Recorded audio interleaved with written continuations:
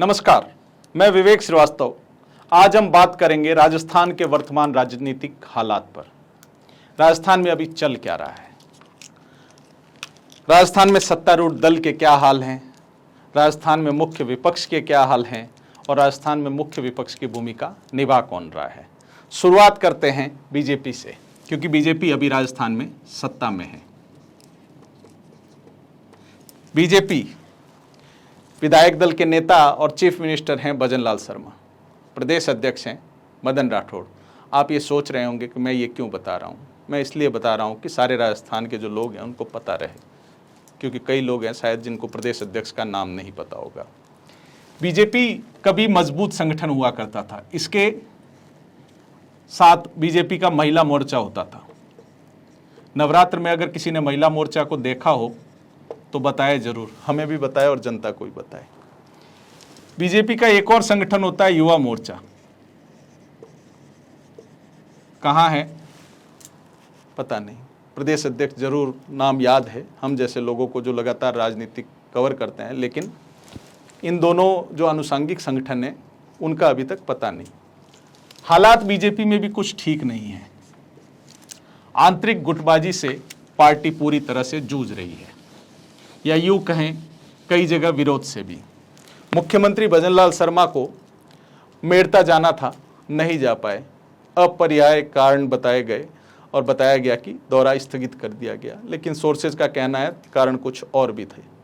कल मुख्यमंत्री जैतारण जाने वाले हैं। अब जैतारण किस लोकसभा में आता है? राजसमंद। राजसमंद लोकसभा से सांसद हैं महिमा कुमारी मेवाड़, जिनको आपने हाल ही में देखा होगा। प्रधानमंत्री नरेंद्र मोदी ने भी बांसवाड़ा दौरे के दौरान काफ़ी तवज्जो दी थी। उनके पति विश्वराज सिंह मेवाड़ से भी प्रधानमंत्री ने उदयपुर एयरपोर्ट पर काफ़ी बातचीत की थी। 4 से 5 मिनट अगर प्रधानमंत्री नरेंद्र मोदी किसी से बात कर रहे हैं, इससे आप अंदाज़ा लगा सकते हैं कि उनकी नज़र में क्या वैल्यू है। लेकिन अब देखिए, जैतारण में कल कार्यक्रम है। जैतारण राजसमंद लोकसभा में आता है और ये पहली बार नहीं है। जैतारण में जितने भी वहां पोस्टर लगे हैं उन सब में महिमा कुमारी नहीं है। क्यों नहीं है, इसका कारण फिर एक और कार्यक्रम से बताता हूं। हाल ही में जैतारण में एक दिन सांसद पहुंचती हैं महिमा कुमारी मीटिंग लेने के लिए, और उसी ठीक समय जो वहां से विधायक हैं और मंत्री हैं अविनाश गहलोत, वो भी वहां पे जैतारण में ही मौजूद होते हैं। 400 मीटर की दूरी पे दोनों अलग अलग मीटिंग करते हैं। महिमा कुमारी नगर पालिका में, अविनाश गहलोत पंचायत समिति में। लेकिन 400 मीटर की दूरी में इन दोनों नेताओं के बीच मुलाकात नहीं होती है।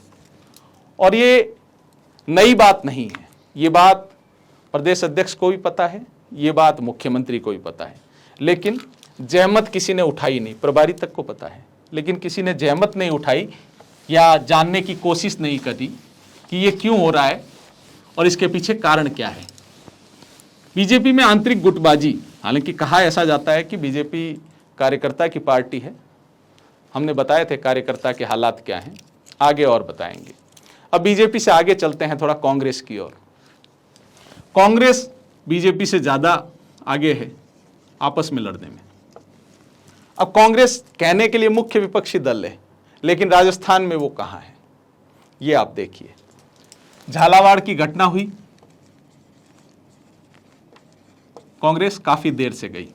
उससे पहले निर्मल चौधरी जहाँ आए इंडिविजुअल, नरेश मीणा ने आंदोलन किया, लेकिन कांग्रेस अध्यक्ष डोटासरा काफ़ी लेट पहुँचे।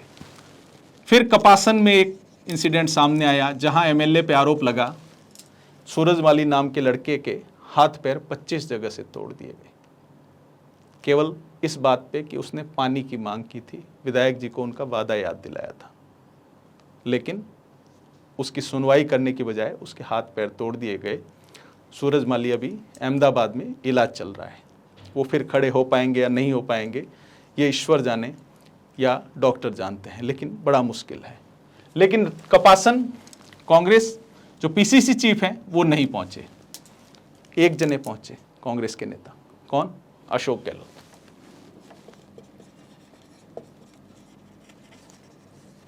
अशोक गहलोत इस राजनीति में माहिर माने जाते हैं कि जहां आवश्यकता होती है, ऐसा लगता है, वो वहां पहुंच जाते हैं। अशोक गहलोत अब देखिए कपासन भी जाते हैं और सूरजमाली से मिलने अहमदाबाद भी जाते हैं। अहमदाबाद में अस्पताल में जाके हालचाल पूछ के आते हैं। लेकिन सवाल अशोक गहलोत से भी है कि जब आप सत्ता में होते हैं तब क्यों नहीं जाते हैं? क्योंकि सत्ता में आप थे जब धौलपुर में एक सरकारी कर्मचारी जो आज भी बिस्तर में है, वो जयन, उसको करीबन 25 से 30 जगह से तोड़ा गया था। आप मुख्यमंत्री थे, आपने उस समय कुछ नहीं किया था। बाद में कोर्ट के दखल के बाद जो आरोपी थे उनको जेल जाना पड़ा था, लेकिन उस समय आपने उसकी कुशलक्षेम तक नहीं पूछी। सवाल आपसे भी होगा। लेकिन आप ये देखिए, कांग्रेस यहां नहीं गई। इसके अलावा एक नेता जो हर जगह पहुंच जाते हैं वो है हनुमान बेनीवाल, बिना विधायक की पार्टी। हनुमान बेनीवाल का विधायक एक भी नहीं है, 0। लेकिन बतौर सांसद भी हनुमान बेनीवाल कपासन भी जाते हैं। हनुमान बेनीवाल जब जोजरी के लिए आंदोलन होता है वहां भी जाते हैं, जोधपुर बाड़मेर के बीच। एसआई भर्ती के लिए आंदोलन होता है तो यहां जयपुर में भी बैठते हैं। मोटा मोटी अगर हर मामले में बात करें तो हनुमान बेनीवाल पहुंच रहे हैं। विपक्ष का धर्म आज की तारीख में अगर कोई निभा रहा है तो हनुमान बेनीवाल। बाकी कांग्रेस में जो लीडर हैं वो इंडिविजुअल जा रहे हैं, लेकिन कांग्रेस कमेटी, राजस्थान कांग्रेस कमेटी केवल ट्विटर तक सक्रिय है। एक ट्वीट कर देना ही उनका लास्ट काम है। पीसीसी ने एक आंदोलन किया अभी तक, उसके अलावा मुद्दा आधारित आंदोलन अभी तक मुझे तो नहीं जानकारी है, आपको मिले तो जरूर बताएं, क्योंकि पीसीसी अब ट्वीट करके ही ये मान लेती है कि उनका धर्म पूरा हो चुका है। जमीन पे उतर के लोहिया कहा करते थे कि जब कोई सुने नहीं तो सड़क गर्म करनी चाहिए, और सड़क गर्म अगर कोई कर रहा है तो निसंदेह हनुमान बेनीवाल कर रहे हैं। नरेश मीणा ने भी जरूर प्रयास किए झालावाड़ वाले मामले में, हालांकि कुछ विवादास्पद उनके साथ इंसिडेंट रहे, वो हिंसक हो गए, वो ठीक नहीं है। लेकिन हनुमान बेनीवाल निसंदेह रूप से कपासन पहुंचते हैं, जोजरी वाले मामले में पहुंचते हैं, रिया बड़ी में बजरी वाला मामला होता है वहां पहुंचते हैं, चाहे जयपुर में एसआई भर्ती वाला मामला होता है वहां पहुंचते हैं। विधायक भले ही 0 हों, लेकिन अपने दम पर वो व्यक्ति बतौर विपक्ष का काम कर रहे हैं। कांग्रेस की स्थिति अजीब हो चली है। कांग्रेस का एक दफ्तर है पीसीसी का मुख्य जालूपुरा में, जो पुरानी पीसीसी कहते हैं। एक पीसीसी का वॉर रूम है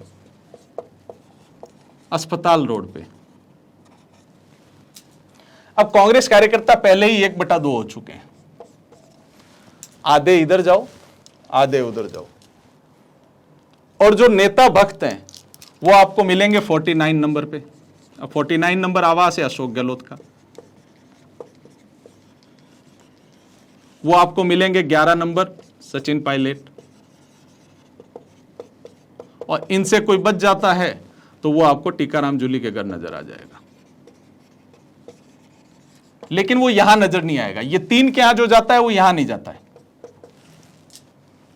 अगर आप 7 दिन, सचिन पायलट तो 2 ही दिन आ रहे हैं हफ्ते में, ज्यादा दिन रहते नहीं है, लेकिन अशोक गहलोत इन दिनों काफी सक्रिय हैं, 49 नंबर में मौजूद रहते हैं, मिलते हैं। अभी तो अशोक गहलोत ने वहां 49 नंबर में एक हॉल भी बनवा दिया है ताकि लोगों से आसानी से मिला जा सके। विपक्ष में रहते हुए अशोक गहलोत ये काम बहुत अच्छे से करते हैं। सरकार में आने के बाद थोड़ा कुर्सी वाला चक्कर हो जाता है। पीसीसी से ज्यादा भीड़ अशोक गहलोत के यहां लग रही है 49 नंबर में, निस्संदेह लग रही है। आप 7 दिन इन दोनों के बाहर खड़े हो जाइए और यहां खड़े हो जाइए। जो लोग हैं वो अशोक गहलोत के यहां ज्यादा आ रहे हैं, क्योंकि अशोक गहलोत सक्रिय भी हैं, लगातार मेवाड़ में 3 दौरे कर चुके हैं। पूरी राजस्थान के भी उनका खाका तैयार है, जल्द ही वो पूरी राजस्थान का दौरा करेंगे। इसके अलावा मारवाड़ में भी वो लगातार सक्रिय हैं। और अशोक गहलोत जो 24x365 राजनीति करते हैं, दूसरा कोई काम करते नहीं है। राजनीति ही उनका देह और राजनीति के जादूगर कहलाते हैं। लेकिन अशोक गहलोत के इस काम से कमजोर कौन हो रहा है, ये बड़ा सवाल है। और पीसीसी कब तक ट्वीट से ही चलेगी, ये बड़ा सवाल है।